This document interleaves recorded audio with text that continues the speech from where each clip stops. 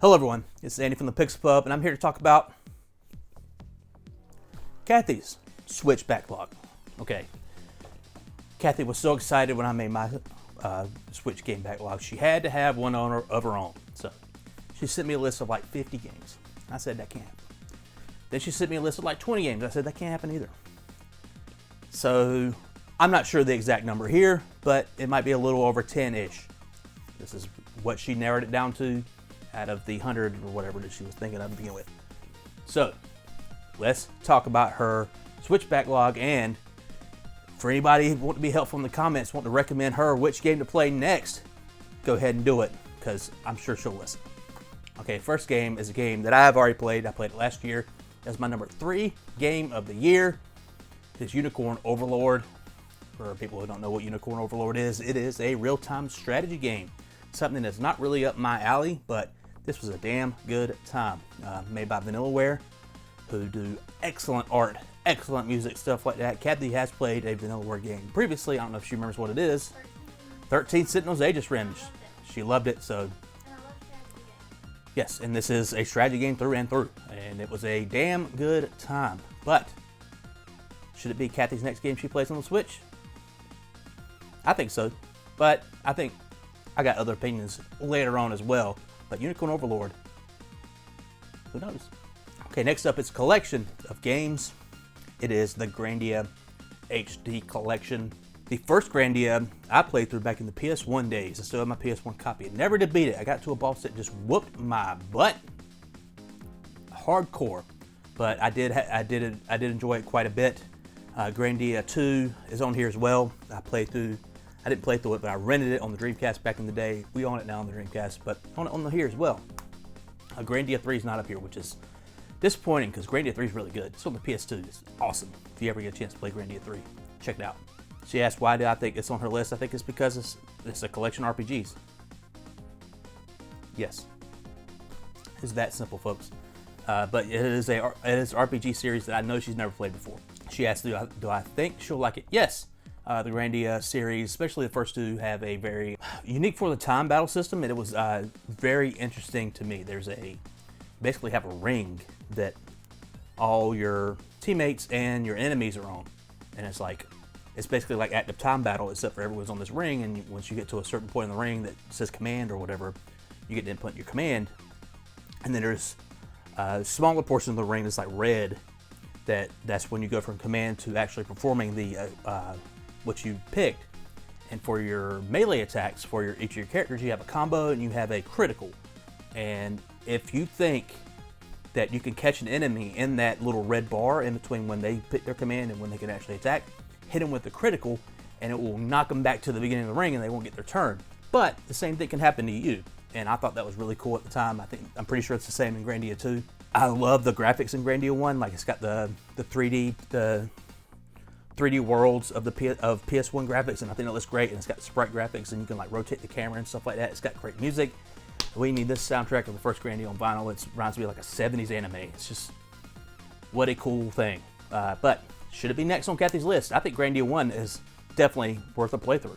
Okay, next is a game that I have played, I haven't beat, but I played a good chunk of it on the PC as Dave the Diver. Dave the Diver is kind of a weird amalgamation of like a restaurant management thing and a roguelike where you're going into the sea and you're catching fish and solving quests and doing favors and stuff like that. There's also farming. There's a bunch of stuff in Dave the Diver.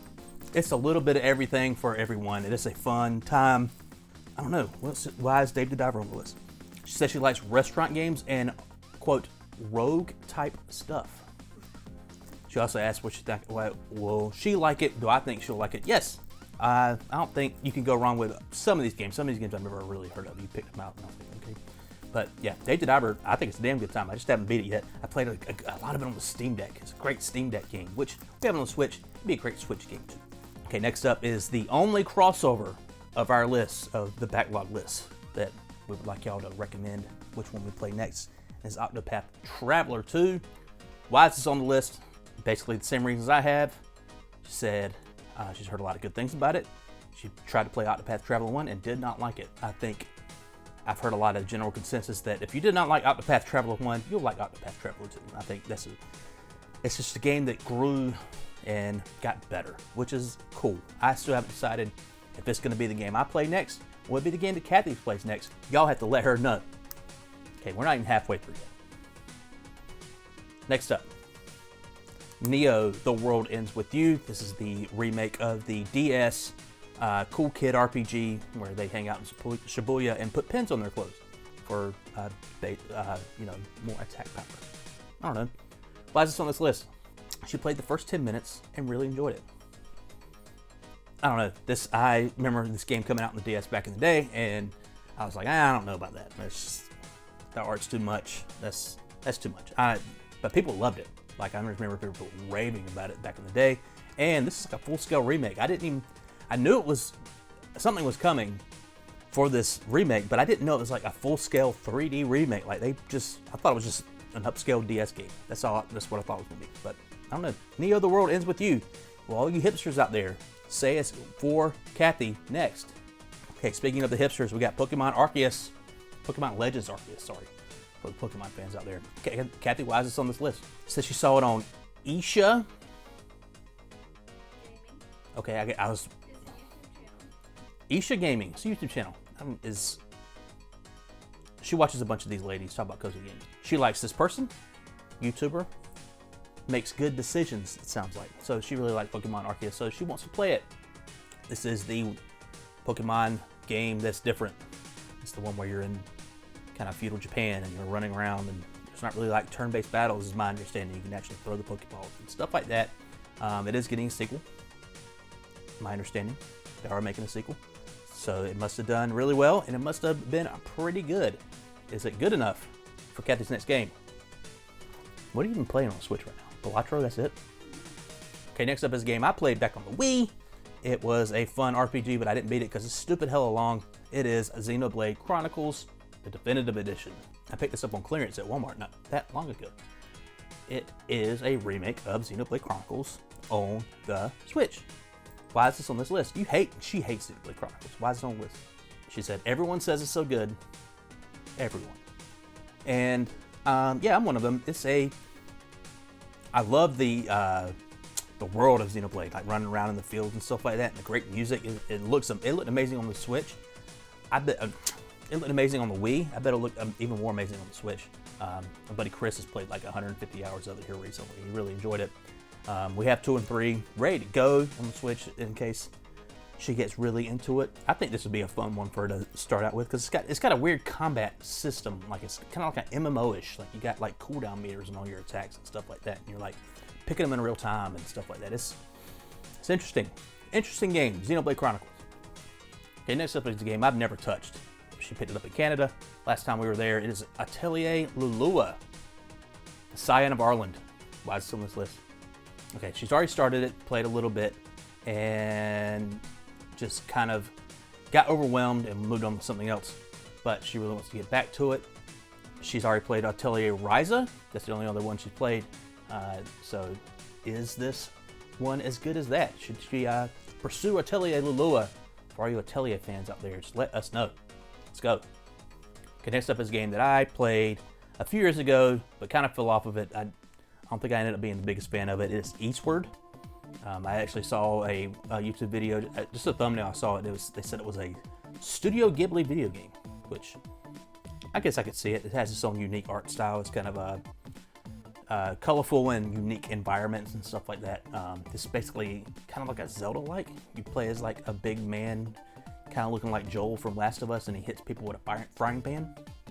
And you go through dungeons. You got this little girl that hangs out with you, and she's kind of magical. You travel through different cities for this like post-apocalyptic, third time's a charm, world by a train. And yeah, it's a neat little thing. Like I said, it just didn't hit very hard for me. I did buy it because I bought into the hype. And it's a well-made thing. It just didn't really hit for me. Cathy Wise is on this list. I can't remember. She can't remember. That's a vote of confidence for Eastward. And next up, a game she also picked up in Canada is Self-Loss. I think I'm pronouncing that correctly.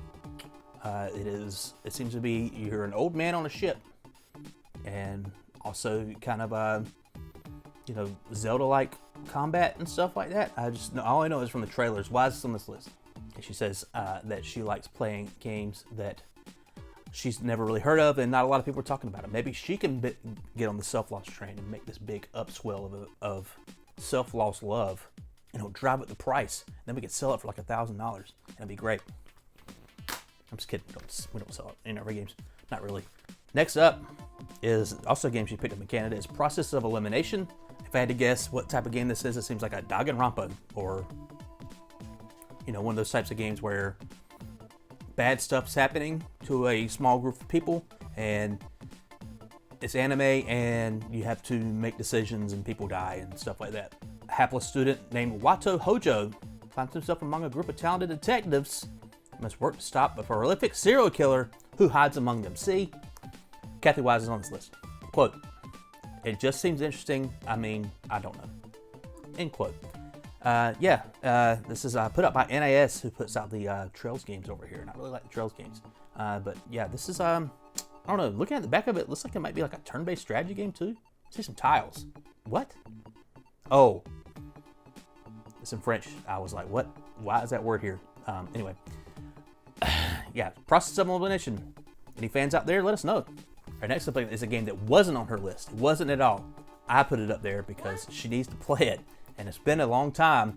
It's Sea of Stars on the Switch. Sea of Stars is an amazing JRPG on the Switch. I played through it on Game Pass. Huh? She said it's on the list. It wasn't on her list. I could put a picture of it in it. Anyway, Sea of Stars, what a great game. Like I said, I played it on Game Pass when it first came out, and it didn't have a physical version. And as soon as the IM 8-bit version got announced, she pre-ordered it, and it came in, and she hasn't played it yet. And if you're discouraged by those IM 8-bit prices that you might see on Price Starting or eBay or whatever, I think they are putting out another version of it.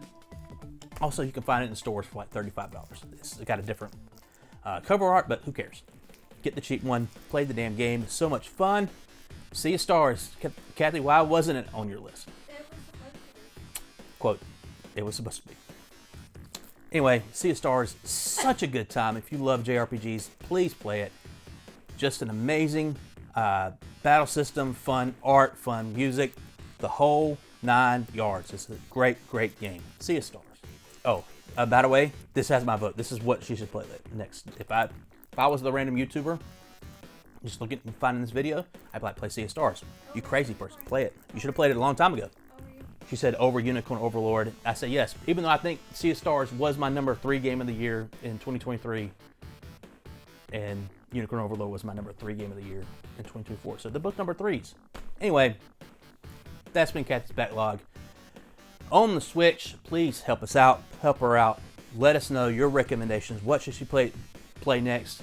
You put it up to a vote. She'll take any and all comers. Just let her know what to play. And if you have any recommendations for me, I have a video too of my backlog that I still haven't decided yet. I'm close. I think I know what it's going to be.